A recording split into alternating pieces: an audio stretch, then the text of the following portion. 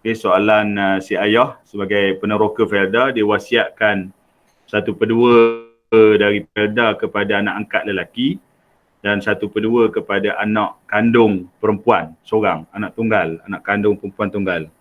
So Al-Kisahnya, kalau kita balik pada hukum lah, okay, tanpa melihat kepada teknikal, proses undang-undang, kalau balik pada hukum sah tak sah, okay, wasiat untuk anak, ya, tapi isunya sekarang ni wasiat ni dibuat dalam dokumen.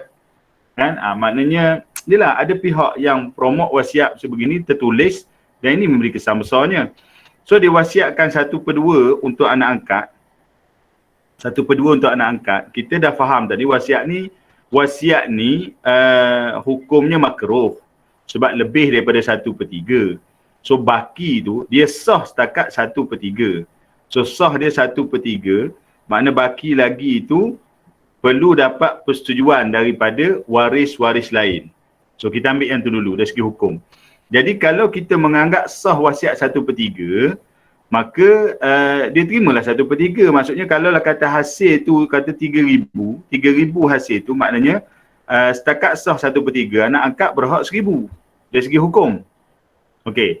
So kalau kita tengok dia punya proses pengurusan tadi, bila dah settle hukum wasiat untuk anak angkat 1/3, maknanya ada baki lagi 2/3.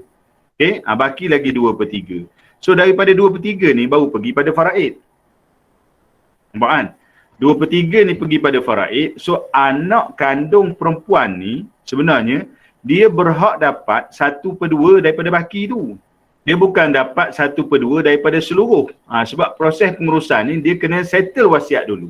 So dah tolak wasiat 1/3, balance tu baru anak angkat layak dapat, anak angkat pula, anak kandung perempuan layak dapat 1/2 daripada baki. So maksudnya dia hanya layak dapat 1,000. Sekarang yang berlaku ialah dua-dua tu makan 1,500. So maksudnya 500 bukan hak dia, ini pun 500 bukan hak dia. 500 ni hak siapa? Hak waris lain. Jadi nampak tak kesan besar daripada wasiat ni? Sebenarnya macam yang dijawab tadilah, untuk anak angkat tu dia tak perlu pun. Untuk anak kandung tu tak perlu pun masuk dalam poin wasiat ni sebab dia waris. Yang memang dia akan dapat faraid. Cuma dia akan dapat bukan daripada seluruh lah. Selesai untuk anak angkat, baki tu dia akan dapat 1/2. Jadi situasi sekarang, cabaran besar dalam kes ni ialah si mati ni, dia tidak ada adik-beradik. Sebab adik-beradik dia semua dah meninggal dulu pada dia. Kemudian kita cuba jejak pun, kita akan tunjuk nanti secara asasnya, bila tidak ada adik-beradik, baik lelaki baik perempuan, so akan pergi selepas daripada itu kepada anak saudara lelaki. So anak saudara perempuan dah bukan waris dah.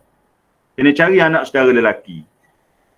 So kita buat orang kata jejak waris, jejak bertanya sebagainya, dia tak ada anak saudara lelaki. Anak saudara dia semua perempuan. Tak ramai pun, tapi semua perempuan. Maknanya baki 1,000 tu tak pergi ke anak saudara tu. Sebab bukan waris, anak saudara perempuan. Okay? Pergi ke anak saudara lelaki tidak ada. Jadi tindakan selanjutnya, bila semua anak saudara tu perempuan, kita kena jejak lagi ke atas, iaitu mencari bapa saudara arwah. Adik-beradik ayah dia. Ni ayah dia, adik-beradik ayah dia. Dan memang sah-sah tak ada lah. Kan? Sebab dia pun dah meninggal umur dah 60, 70, pak saudara lagi lah. So tak wujud pak saudara. So bila tak ada pak saudara, langkah yang kena cari selanjutnya ialah cari anak kepada pak saudara tadi, iaitu sepupu.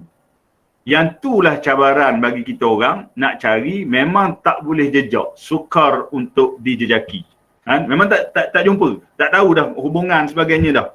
Jadinya kita mampu cari setakat anak saudara tapi semua perempuan. Okey, sepupu tak dapat jejak, jadi saya cadangkan kepada pengurus, kalau dapat persetujuan daripada anak angkat dan anak kandung ini, okey, dia orang dah bicara kuasa tapi tergantung. Kalau dapat persetujuan anak angkat dan anak kandung, kita ulang bicara balik, betulkan balik dia punya hukum ni dan lepaskanlah 1/3 ke Baitul Mal.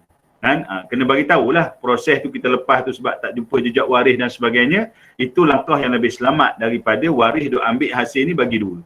So di sini saya dah terang pada anak angkat, memang awak makan itu dan tak dapat persetujuan waris lain. Hatta sekarang pun dia berkelahi pula dengan anak kandung perempuan dari sudut siapa nak takbir, siapa nak masuk nama dan sebagainya. So kes itu memang setakat tu je lah. Kan? Jadi isu makan batil tu akan berterusan.